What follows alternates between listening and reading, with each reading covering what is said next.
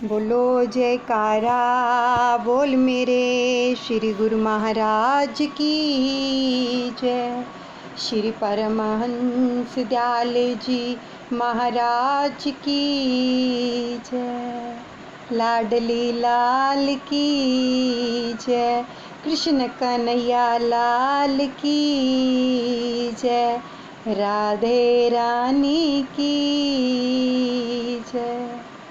सबसे पहले अपने गुरुदेव के चरणों में प्रणाम करते हैं, दंडवत प्रणाम करते हैं, शत शत नमन करते हैं, जिनकी कृपा से ये सौभाग्य प्राप्त होता है हर रोज कि हमें आशीर्वाद प्रदान करें, निमित्त मात्र इसी प्रकार बनाए रखें।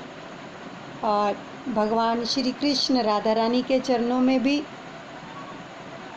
प्रणाम करते हैं कि अपनी कृपा बनाए रखें और अनुचित क्षमा करें। और सबसे पहले प्रभु संकीर्तन से आरंभ करते हैं। आंखें बंद कर लीजिए, ध्यान श्री चरण कमलों में लगा रहे भगवान के, उनकी सुंदर छवि के अंदर ये मन लगा रहे तो आनंद लीजिएगा। हर श्वास श्वास के साथ सुमिरन चलता रहे। कानों से कथा श्रवण करेंगे, भगवान की लीलाएं श्रवण करेंगे, लेकिन श्वासों के साथ अंदर से उनके साथ जुड़े रहेंगे। हरे रामा रामा रामा हरे हरे, हरे कृष्णा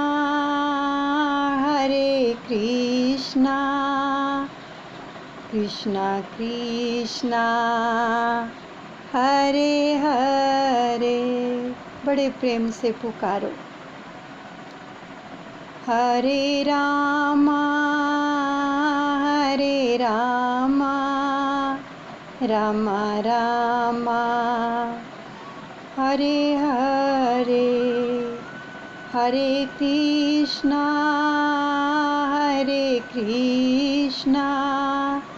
कृष्णा कृष्णा हरे हरे।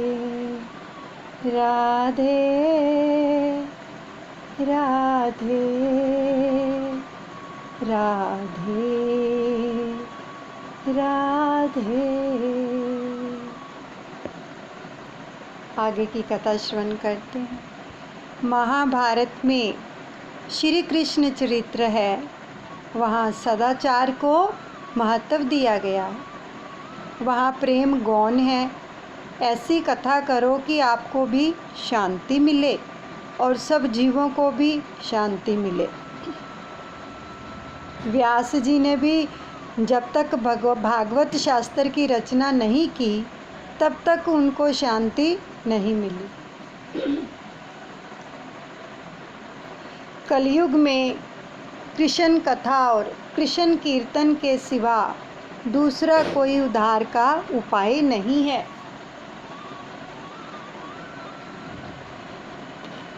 कलयुग में मनुष्यों का उद्धार दूसरे साधन से नहीं हो सकता। केवल कृष्ण कीर्तन, कृष्ण स्मरण से ही कलयुग में मनुष्यों का उद्धार होगा। परमात्मा की लीला कथा का वर्णन आप अति प्रेम पूर्वक करो। सब साधनों का फल जो है वो है प्रभु प्रेम।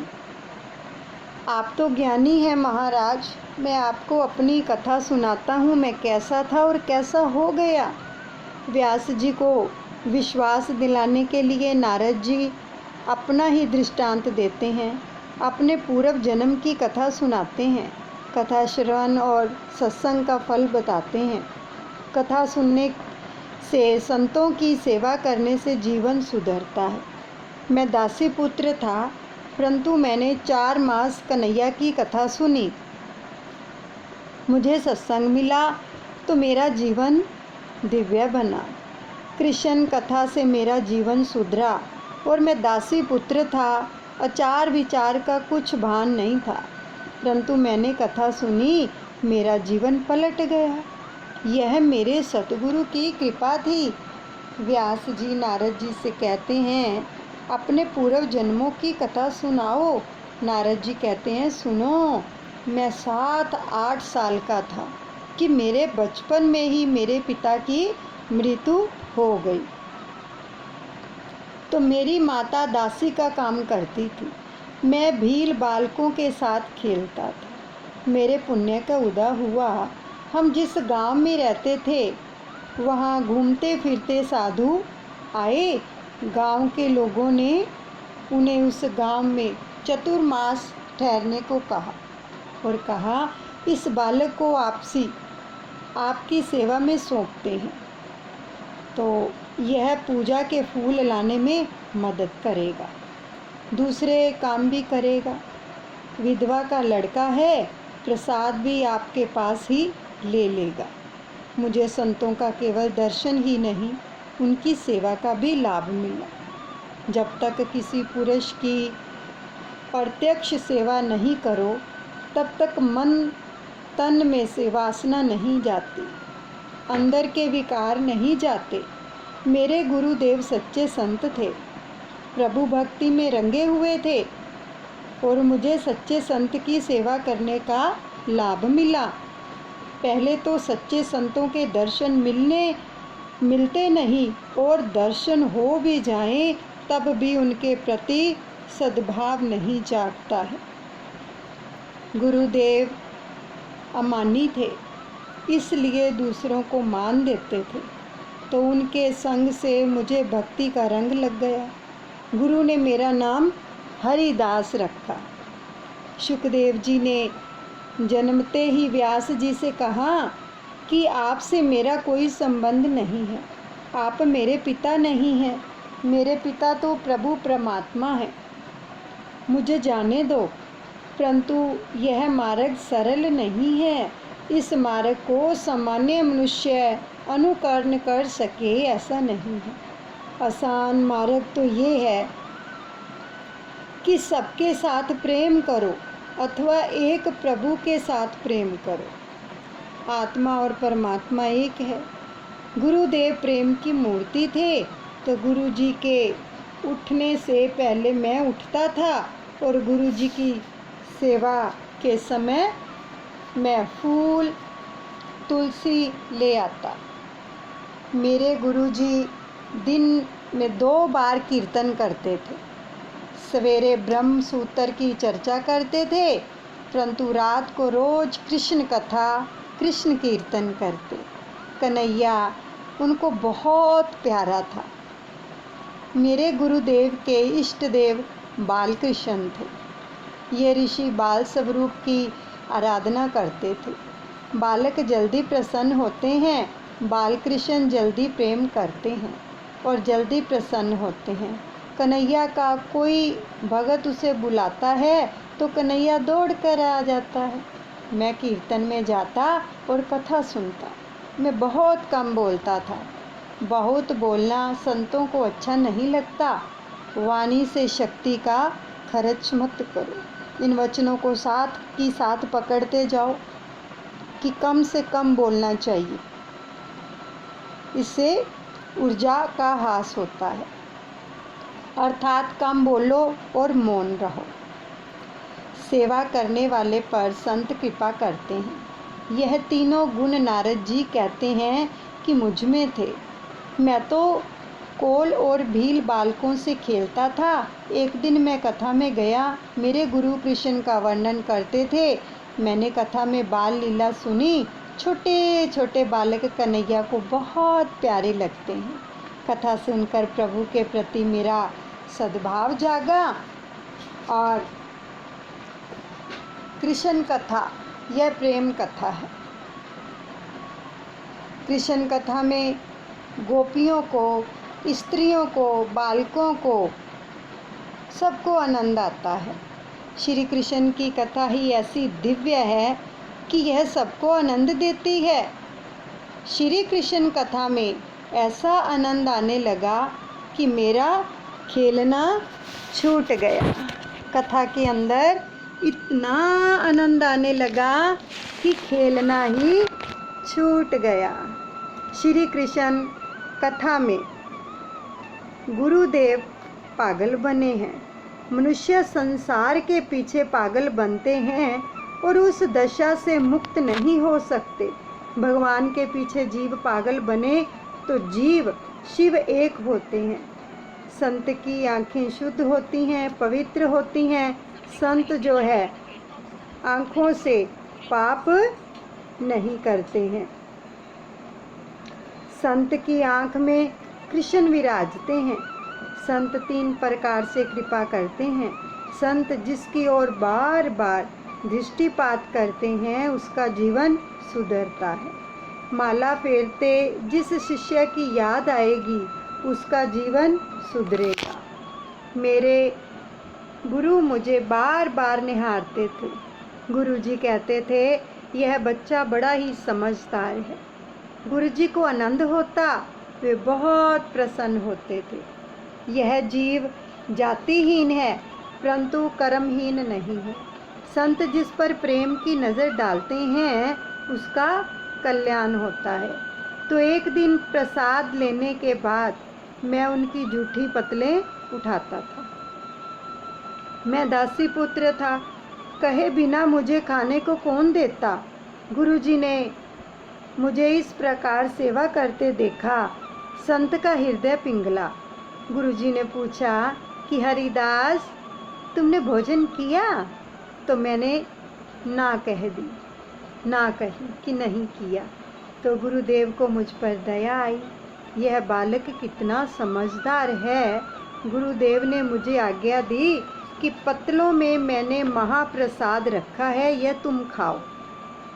मैंने यह प्रसाद खाया। शास्त्र की आज्ञा है कि गुरु जी की आज्ञा के सिवा उनका उच्छट नहीं खाना। संत जब कल्याण की भावना से प्रसाद देते हैं तो कल्याण होता है। संत हृदय पिघलने पर बुलाकर देते हैं, तब वे प्रसन्न हुए हैं, ऐसा मानना मैंने प्रसाद ग्रहण किया। मेरे सब पाप नष्ट हुए। मुझे भक्ति का रंग लगा, मुझे कृष्ण प्रेम का रंग लगा।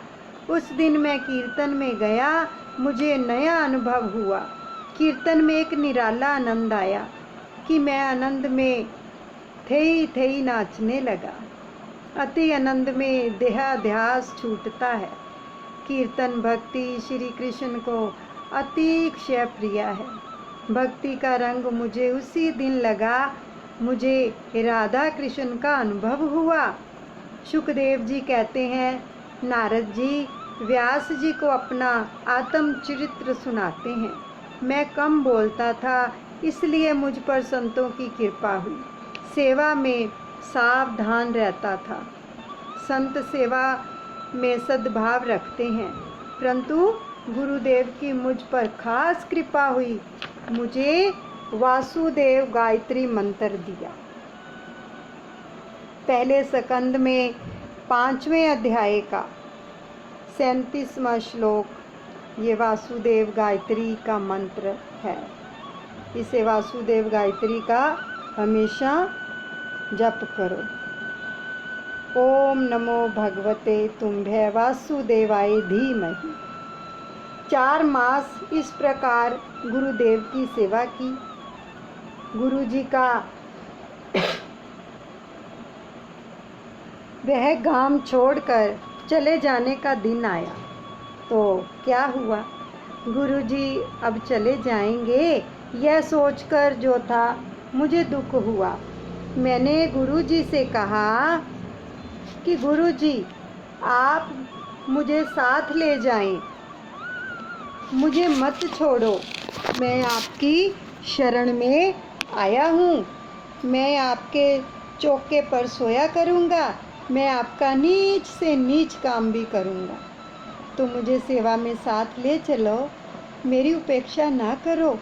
गुरुदेव ने विधाता का लेख पढ़कर मुझे कहा कि तू अपनी माता का ऋणानुबंधी पुत्र है।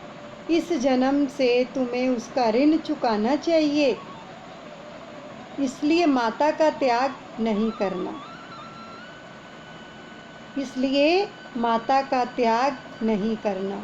तू यदि माता को छोड़कर आएगा तो तुझे दूसरा जन्म लेना पड़ेगा।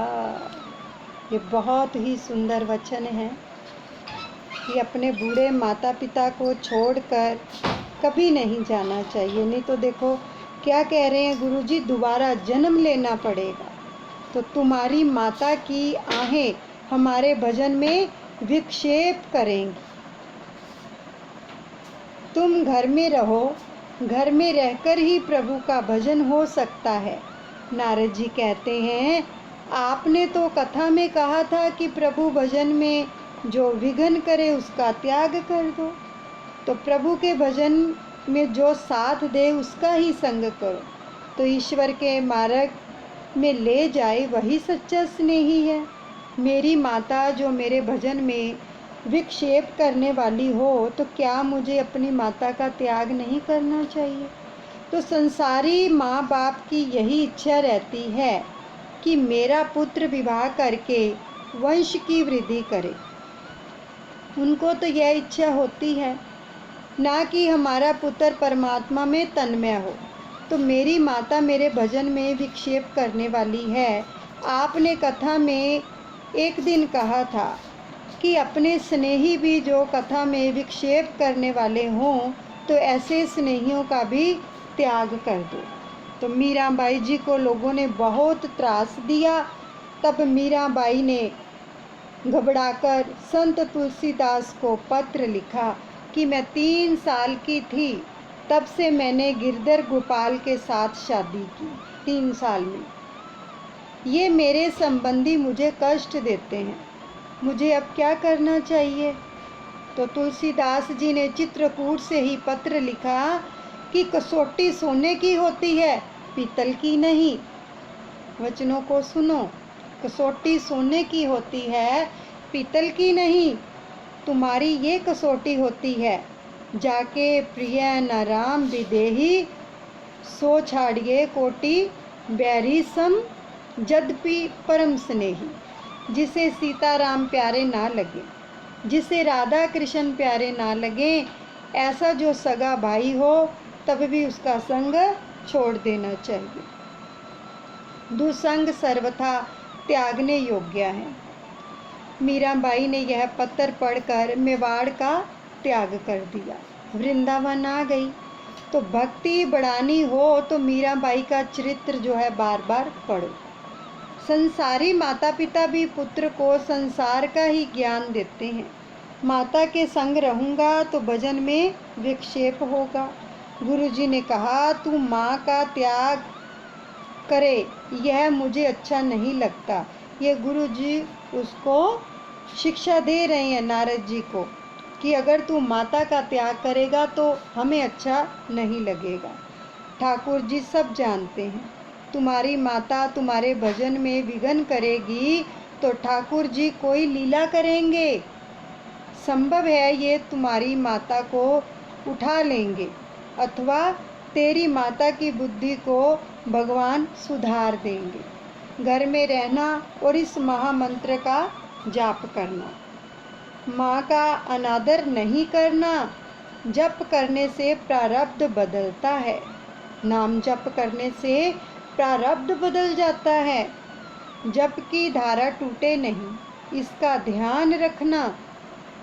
मैंने गुरुजी से कहा, आप जप करने को कहते हैं, मगर मैं तो अनपढ़ दासी पुत्र हूँ, मैं जप कैसे करूँगा? जप की गिनती कैसे करूँगा? तो गुरुदेव जी ने कहा, जप करने का काम तुम करो और जप गिनने का काम श्री कृष्ण करेंगे। जप तुम करना और गिनेगा कन्हैया। जो प्रेम से भगवान का स्मरण करते हैं, उनके पीछे पीछे भगवान फिरता है। मेरे पुत्र को और कोई काम नहीं है। जगत की उत्पत्ति और संहार का सारा काम माया को सौंप दिया। परमात्मा के नाम का जो जप करता है, परमात्मा जो है उसके पीछे पीछे फिरते हैं। जप की गिनती तो नहीं करनी है, जप गिनोगे तो किसी को कहने की इच्छा होगी कि किसी को जप की संख्या कहोगे तो थोड़ा पुण्य चला जाएगा कि मैं इतना जप करता हूँ, इतने हजार या इतने लाख। तो गुरुजी कह रहे हैं कि उसका पुण्य थोड़ा चला जाएगा, पुण्य क्षय होगा।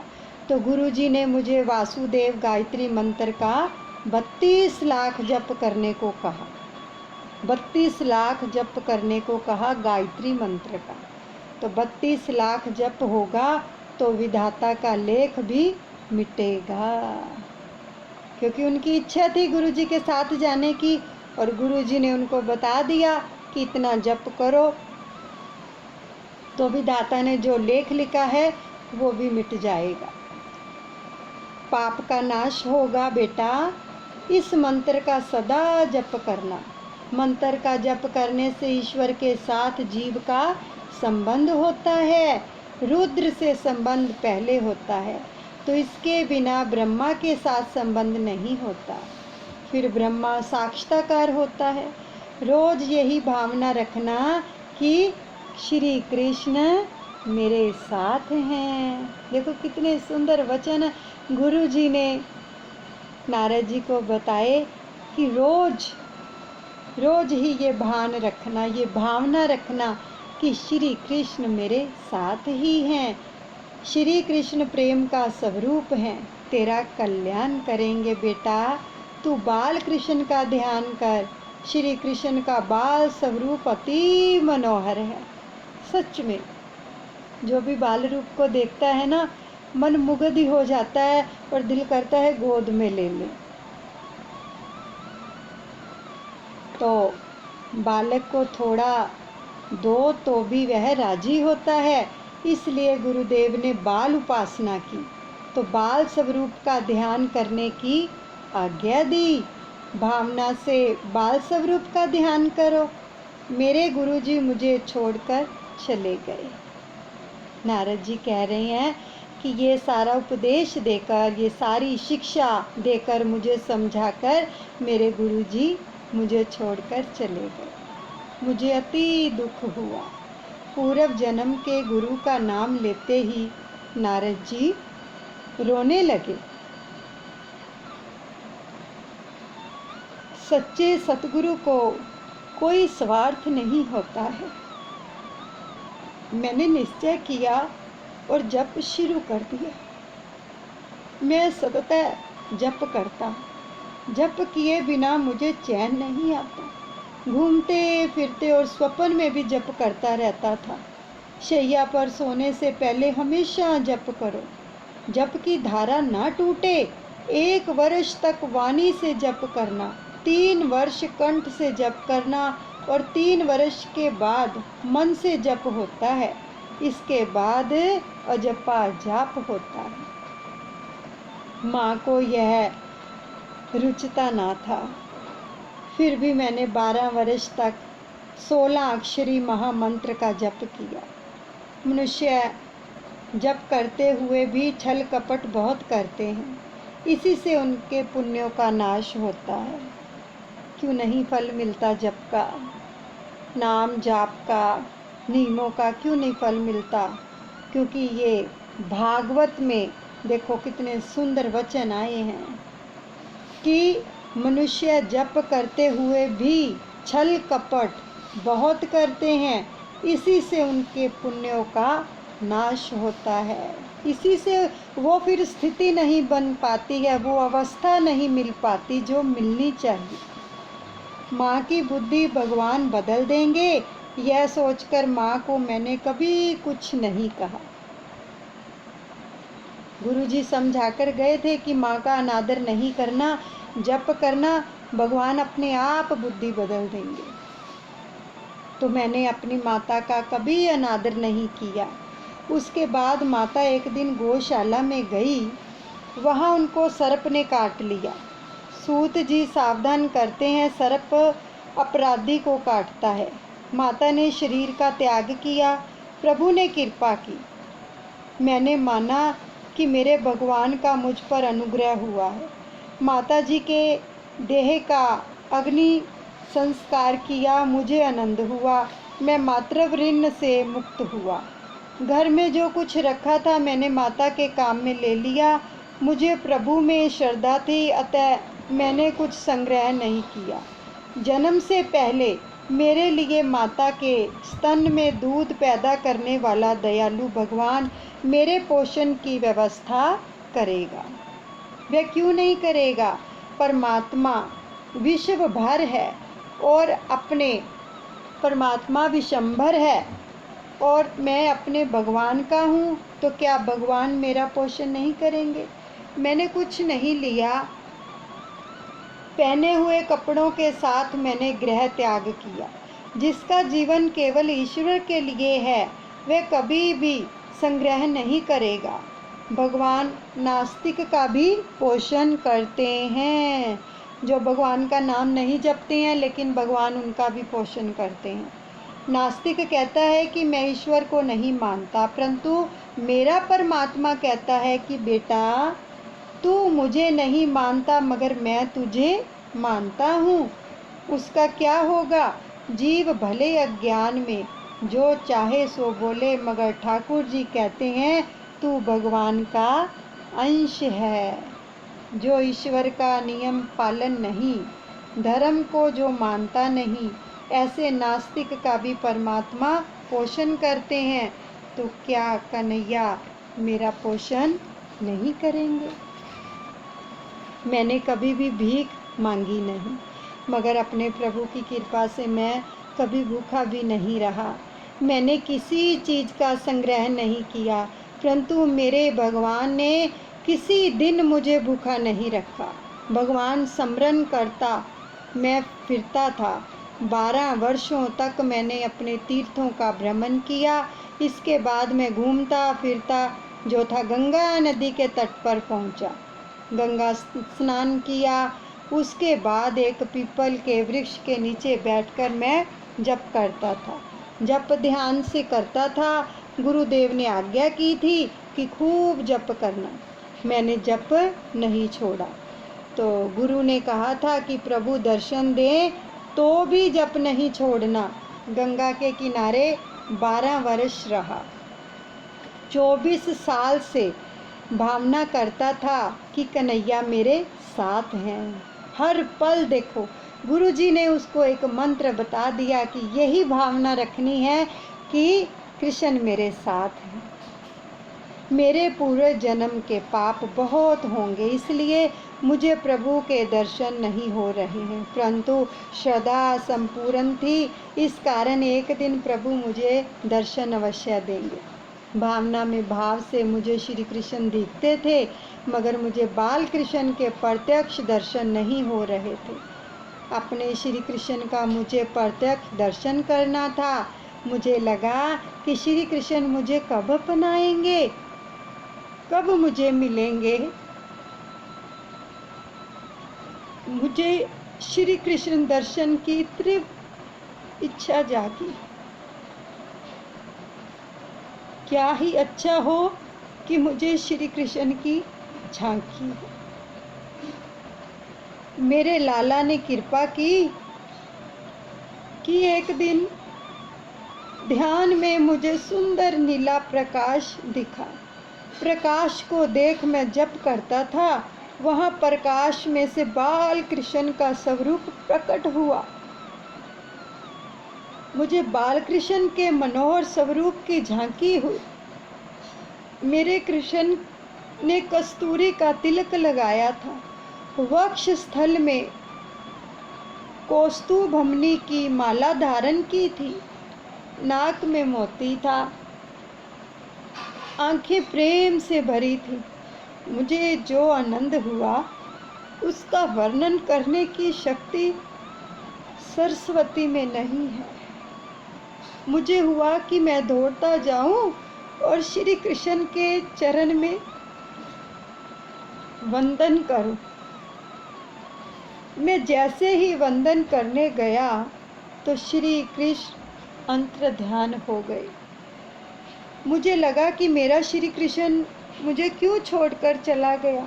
वहाँ मुझे आकाशवाणी से आज्ञा मिली, तेरे मन में सूक्ष्म वासना है रही है, जिसके मन में सूक्ष्म वासना रही होगी, रह गई है, ऐसे योगी को मैं दर्शन नहीं देता। इस जन्म में अब मेरा दर्शन तुझे नहीं होगा। यूँ तो तेरी भक्ति से प्रसन्न हुआ हूँ, तेरे प्रेम को, भक्ति को पुष्ट करने के लिए तुम्हें दर्शन दिया है, परंतु तुझको अभी एक जन्म और लेना पड़ेगा। अभी तेरे बहुत से जप बाकी हैं।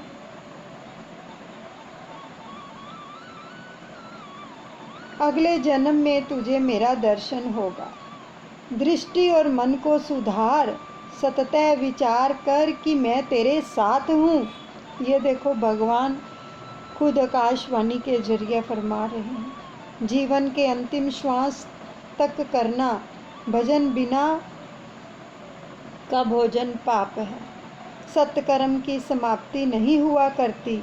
जिस दिन जीव की समाप्ति, उसी दिन सत्कर्म की समाप्ति। इसके बाद मैं गंगा किनारे रहा। मरने से पहले मुझे अनुभव होने लगा कि इस शरीर में मैं जुदा हूँ।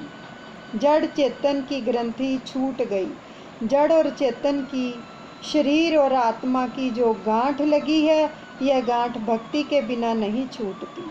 शरीर से आत्मा जुदा हुआ, यह सब जानते हैं, पर उसका अनुभव कौन करता है? ज्ञान का अनुभव भक्ति से होता है। संत तुकाराम महाराज जी कहते हैं कि मैंने अपनी आँखों से अपना मरण देखा है, अपने आत्म स्वरूप को निहारा है। मन ईश्वर में लगा हो और ईश्वर स्मरण करते करते शरीर छूट जाए तो मुक्ति मिलती है। मन को ईश्वर में लगा हो। मन को ईश्वर का स्मरण कराने के लिए जप बगैर कोई साधन नहीं है। जप जीभ से जप करो, तभी मन से स्मरण करना ही चाहिए। सारा जीवन जिसके पीछे गया होगा, वही अंतकाल में याद आएगा। अंतकाल तक मेरा जप चलता रहा। जप की पूर्णहुति नहीं हुई, भजन की समाप्ति नहीं हुई। शरीर की समाप्ति के साथ ही भजन की समाप्ति। जीवन के अंत तक भजन करना। अंतकाल में राधा कृष्ण का चिंतन करते मैंने शरीर का त्याग किया। नारद जी ये कह रहे हैं, अपनी मृत्यु मैंने प्रत्यक्ष देखी, मुझे मृत्यु का कष्ट नहीं हुआ। इसके बाद मैं ब्रह्मा जी के यहाँ जन्मा। पूर्व जन्म के कर्मों का फल मुझे इसी जन्म में मिला। मेरा नाम नारद रखा गया। पूर्व जन्म में किए गए भजन से मेरा मन स्थिर हुआ है। मेरा मन संसार की ओर जाता ही नहीं। अब मेरा मन चंचल नहीं होता। अब तो मैं सतत परमात्मा का दर्शन करता हूँ। एक दिन मैं गोलोक धाम में गया, जहाँ सतत रामलीला होती है। वहाँ श्री राधा कृष्ण का मुझे दर्शन हुआ। मैं कीर्तन में तन्मय हुआ। श्री कृष्ण कीर्तन में मुझे अति आनंद हुआ। प्रसन्न होकर राधा जी ने मेरे लिए प्रभु से सिफारिश की कि नारद जी को प्रसाद दें। श्री कृष्ण ने मुझे प्रसाद दिया। व्यास जी ने पूछा, प्रसाद में प्रभु ने तुम्हें क्या दिया? तो नारद जी ने कहा कि प्रसादी में प्रभु ने मुझे यह तंबूरा दिया।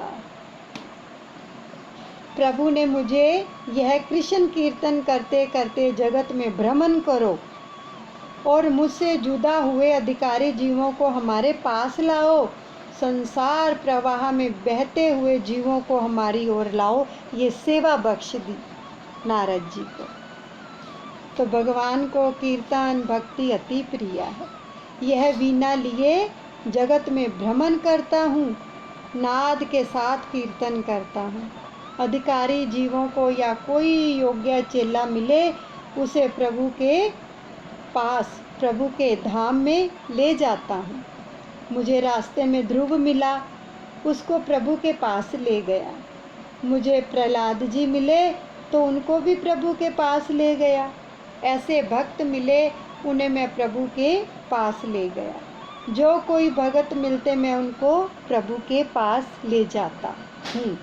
सत्संग में मैंने भागवत कथा सुनी, श्री कृष्ण कथा सुनी, फिर मैंने कीर्तन किया और प्रेम लता को पुष्ट किया। अब तो जब मैं इच्छा करूं तभी कन्हैया मुझे झांकी देता है, मेरे साथ कन्हैया नाचता है।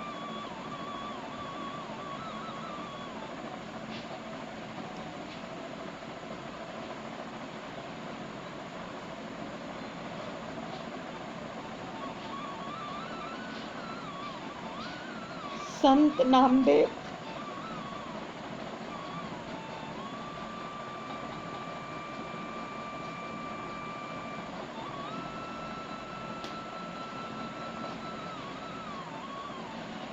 संत नामदेव महाराज जब कीर्तन करते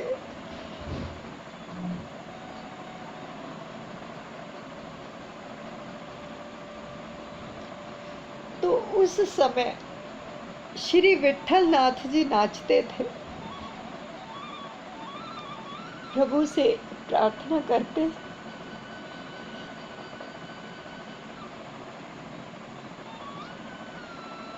कि हमारे अंदर भी ऐसा प्रेम भर दे, ऐसी अवस्था और ऐसी व्यवस्था हमारी भी बना दे, तभी ये लीलाएं और प्रभु के वचन सुनने का हमें फायदा है। अगर हम अपने जीवन को इस प्रकार से बनाएं, उससे प्रार्थना करें। तो उस समय विठल नाथ जी भी नाचते थे। मैं अपने ठाकुर जी का काम करता हूँ, इसलिए उनको अति प्रिय लगता हूँ। कीर्तन में संसार का भान भूलें तो आनंद आए। कीर्तन में तन्मय हुआ मनुष्य संसार को भूलता है। कीर्तन से संसार संबंध छूटता है और प्रभु के साथ संबंध बनता है। संसार का ध्यान छोड़ने का प्रयत्न करो। कीर्तन में आनंद कब आता है?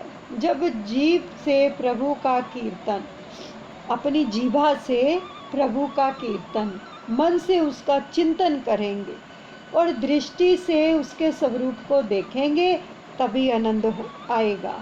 कलयुग में नाम कीर्तन करने से पाप जलते हैं, हृदय शुद्ध होता है, परमात्मा हृदय में समाता है, परमात्मा की प्राप्ति होती है। अतः कथा में कीर्तन होना ही चाहिए। कीर्तन बिना कथा परिपूर्ण नहीं होती। कलयुग में स्वरूप सेवा जल्दी नहीं फलती। समरण सेवा अर्थात नाम सेवा तुरंत फलती है। हे व्यास जी, इस सब का मूल सत्संग है। सत्संग की यह बड़ी महिमा है। जो सत्संग करता है वही संत बनता है। श्री कृष्ण कथा से मेरा जीवन सुधरा है, ये नारद जी कह रहे हैं। श्री कृष्ण कथा से मेरा जीवन सुधरा है। कृष्ण कथा सुनकर मुझे सच्चा जीवन मिला है। कथा सुनकर वैराग्य करो और स्वभाव को सुधारो। आ गए ना वही वचन। हमें कथा सुनने का फायदा तभी है, प्रभु के वचन सुनने का फायदा तभी है जब हम अपने आप में, अपने स्वभाव में सुधार लेके आएंगे, प्रभु से प्रार्थना भी करेंगे। तो संयम बढ़ाकर ज़्यादा भजन करोगे तो सफलता जरूर मिलेगी। नारद जी को व्यास जी से कहते हैं कि आप मुझे जो मान देते हैं ये संसार का मान है। सत्संगी से ही मैं मान के योग्य हुआ हूँ, सत्संग से ही मैं मान के योग्य हुआ हूँ।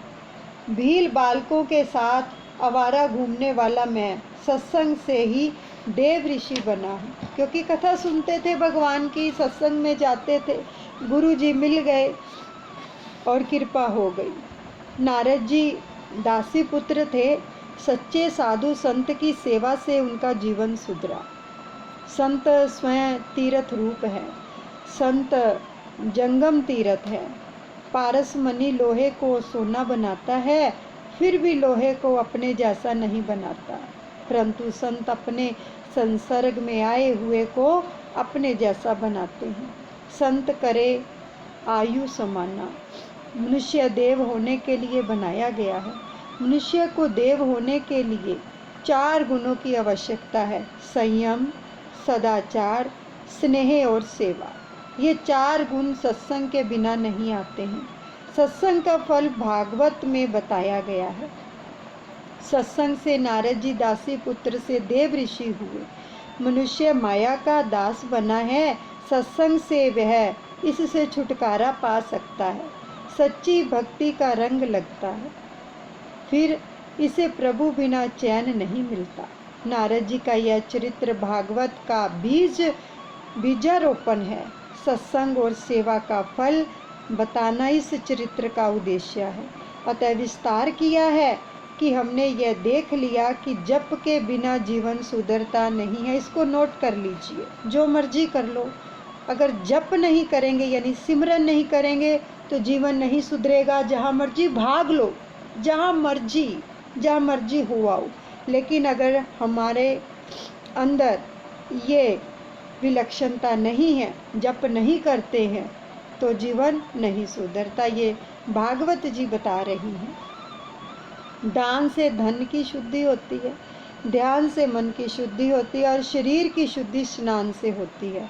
परोपकार से मन की मलिनता पूर्णतः नहीं धुलती है। इसलिए ध्यान और जप की आवश्यकता है। इसलिए कहते हैं कि कथा सुनते सुनते भी जप चलता रहे। सुमिरन को मत छोड़ो। सुमिरन हर श्वास के अंदर चलता रहे और प्रभु के ध्यान को बसाओ अपने अंदर। जप करने वाले की स्थिति कैसी होनी चाहिए? श्री ब्रह्म चैतन्य स्वामी जी ने कहा कि सहज सुमिरन होते हैं रोम रोम से राम। जप की प्रशंसा करते हुए गीता में भगवान ने कहा है कि रामदास स्वामी ने दास बोध में लिखा है कि जप करने से जन्म कुंडली के ग्रह भी सुधरते हैं। पकड़ो इन वचनों को। जो लोग कहते हैं हमारी किस्मत में ये नहीं है, जप करना शुरू कर दे तो कुंडली में लिखे हुए ग्रह भी सुधरते हैं। 1 करोड़ जप करने से तन सुधरता है, अर्थात आरोग्य प्राप्त होता है। 2 करोड़ जप करने से द्रव्य सुख मिलता है, अर्थात धन की प्राप्ति होती है। 3 करोड़ जप करने से पराक्रम सिद्ध होता है, यश कीर्ति मिलती है। 4 करोड़ जप करने से सुख की प्राप्ति होती है। 5 करोड़ जप करने से ज्ञान की प्राप्ति होती है। 6 करोड़ जप करने से अंदर के शत्रुओं का विनाश होता है। 7 करोड़ जप करने से स्त्री को सौभाग्य सुख मिलता है, स्त्री को पति सुख और पुरुष को पत्नी सुख मिलता है। 8 करोड़ जप करने से मरण सुधरता है, अपमृत्यु टलती है, मृत्यु स्थान सुधरता है और 9 करोड़ जप करने से इष्ट देव की झांकी होती है। अपरोक्षानुभूति होती है। जिस देव का जप करते हैं उस देव के सगुण स्वरूप का साक्षात्कार होता है। 10, 11, 12 करोड़ जप करने से संचित प्रारब्ध और क्रियामान कर्म जल जाते हैं, इन कर्मों का नाश होता है। 13 करोड़ जप करने से भगवान का साक्षात दर्शन होता है। अब इतना जप कौन करेगा? जो दूसरे कामों से अपनी सुरती को हटाएगा वही कर पाएगा ना। जैसे नारद जी हर वक्त उन्होंने गिना नहीं लेकिन जप में लगे रहे तो जीवन सुधर गया। नारद जी व्यास जी से कहते हैं कि आज आप ऐसी कथा करो कि जिससे सुनने वाले का पाप जले, उनका हृदय पिघले। तो आपने अब तक का ज्ञान प्रधान कथा बहुत की है, परंतु अब प्रेम प्रधान कथा करें। आप ऐसी कथा करें कि जिससे सबके हृदय में कृष्ण प्रेम प्रकट हो। कथा का तात्पर्य नारद जी ने बताया है कि कथा सुनने से प्रभु के प्रति प्रेम जागे और संसार के विषयों के प्रति विराग जागे तो कथा सुनी कहलाए। नारद जी ने व्यास जी को ऐसी आज्ञा दी कि कृष्ण प्रेम में लीन होकर कथा करेंगे तो आपका और सबका कल्याण होगा। व्यास जी ने कहा कि आप मुझे ऐसी कथा सुनाएं। नारद जी कहते हैं कि आप ज्ञानी हैं, आप अपना स्वरूप भूले तो नहीं हैं। आप समाधि में बैठिए और समाधि में जो दिखे वही लिखिए।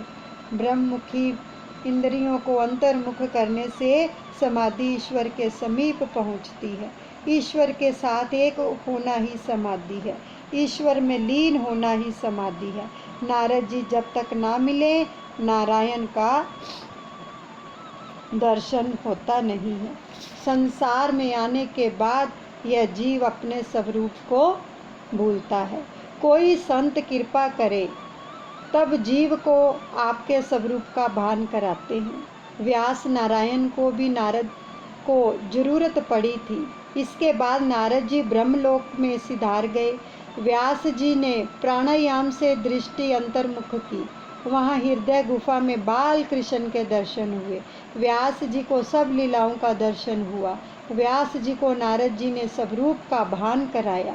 इसके परिणाम स्वरूप व्यास जी ने श्रीमद् भागवत की रचना की। भागवत में तत्व ज्ञान भी बहुत है, परंतु इसका प्रधान विषय तो प्रेम है। दूसरे पुराण में ज्ञान, कर्म, आचार, धर्म आदि प्रधान है, परंतु भागवत पुराण में प्रेम प्रधान है, भक्ति प्रधान है। वाल्मीकि रामायण आचार धर्म प्रधान ग्रंथ है, जबकि तुलसी रामायण भक्ति प्रधान ग्रंथ है। वाल्मीकि जी को अपने जन्म में कथा करने से तृप्ति नहीं हुई। भगवान की मंगलमय लीलाओं कथा की भक्ति से प्रेम पूर्वक वर्णन करना बाकी रह गया, तो इसलिए उन्होंने कलयुग में तुलसीदास के रूप में जन्म लिया। हरे रामा रामा रामा हरे हरे, हरे कृष्णा कृष्णा कृष्णा हरे हरे। गाओ हरे रामा रामा रामा हरे हरे, हरे कृष्णा कृष्णा कृष्णा हरे हरे। राधे राधे राधे राधे राधे राधे राधे राधे। गाओ राधे राधे राधे राधे। हरे रामा रामा रामा हरे हरे, हरे कृष्णा कृष्णा कृष्णा हरे हरे।